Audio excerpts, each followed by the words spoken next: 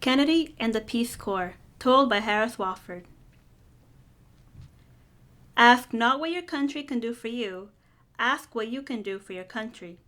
With these words, a young president launched what has become one of the most successful social inventions of the century, the Peace Corps.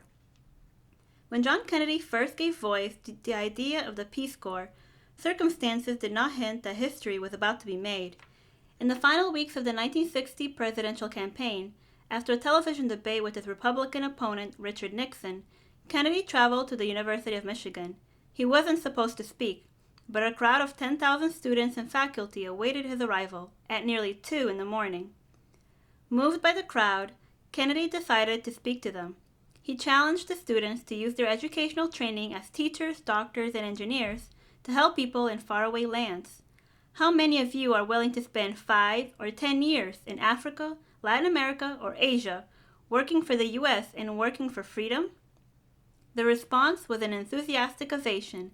The next morning, 2 graduate students, Alan and Judy Guskin, sat in their student cafeteria and wrote a letter to the college paper asking readers to join them in a working for a Peace Corps. Their phone rang day and night with offers to help. Within days, 1,000 students had signed a petition saying they would volunteer if a Peace Corps was created. News of the students' petition spread to the Kennedy campaign. Spurred by the spontaneous outpouring of support, Kennedy made a major speech in San Francisco expanding on the idea.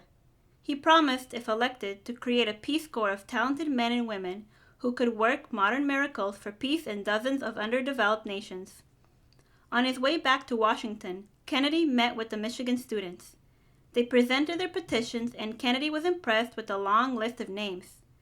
When he began to put the petitions in his car, he sensed some discomfort from the Guskins.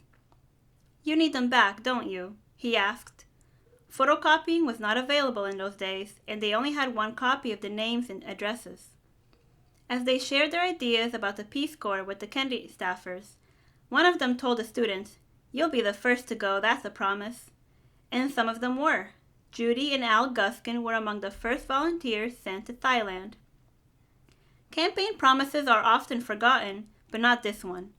After Kennedy was elected, the White House received more mail on the Peace Corps than on any other subject, and it was wildly popular in the polls.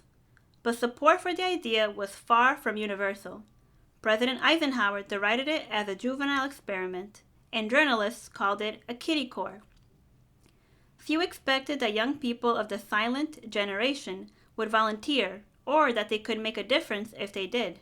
But Kennedy knew that young people would rise to the occasion. To a reporter's skeptical question, one of the first Peace Corps volunteers said, "Nobody asked me to do anything unselfish, patriotic, and for the common good before." Kennedy asked. President Kennedy appointed his brother-in-law, Sergeant Shriver, to organize the Peace Corps. Shriver joked that Kennedy picked him because it was easier to fire a relative than a political friend. But in truth, Kennedy couldn't have made a better choice. Shriver was a man of vision and practicality, with inexhaustible energy and imagination. He knew the Peace Corps would have only one chance to work. As with the parachute jumper, the shoe had to open the first time, he used to say. He proposed a big and bold start to capture the imagination of the potential volunteers and the public.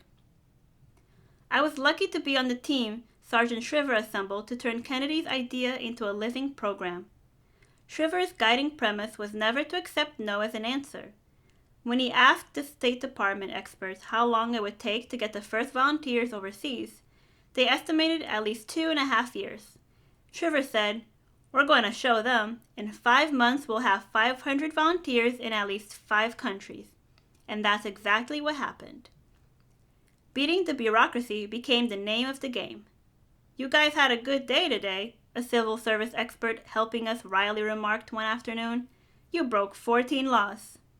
Instead of waiting for Congress to pass a law, we recommended that Kennedy create the Peace Corps by executive order, as a pilot, and then ask for legislation. He agreed, and on March 1, 1961, 6 weeks after he was sworn in, the Peace Corps was born.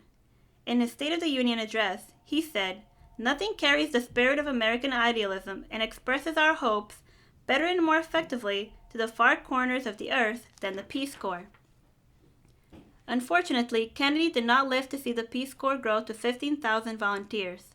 Since 1961, about 162,000 Americans have served in the Peace Corps in more than 135 countries. Millions of people in Asia, Africa, and Latin America now enjoy better education, safer water, more productive land, and greater economic prosperity because of their service. Currently, the Peace Corps is at work in the former Soviet Union, South Africa, and Communist China. It continues to provide a worldwide training for great citizens, volunteers who return home with the skills and determination to help solve problems in America. Another of President Kennedy's high hopes is at long last beginning to be realized. After sending off the first Peace Corps volunteers from the White House lawn, Kennedy said, "The logic of this idea is that someday we will bring it home to America. At last that day has come." Today, 50,000 Americans from many walks of life, most of them young, are teaching kids, fighting crime, building homes, and cleaning the environment through the services in AmeriCorps. Created by Congress and President Clinton in 1993, AmeriCorps is often called the Domestic Peace Corps. Indeed, in creating AmeriCorps, we often turn to the experience of the Peace Corps for guidance. The Peace Corps set a precedent for government playing a vital role in creating opportunities for citizens to serve in local community programs under local leadership. The secret to American success has always been Americans' belief that they can change things, make things better, solve our most serious problems by working together. Through the Peace Corps, we are spreading that spirit around the world. Through AmeriCorps, we are renewing that spirit here at home.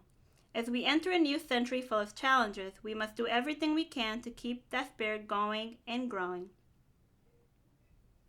Want to help others while experiencing an unforgettable opportunity for personal and professional growth?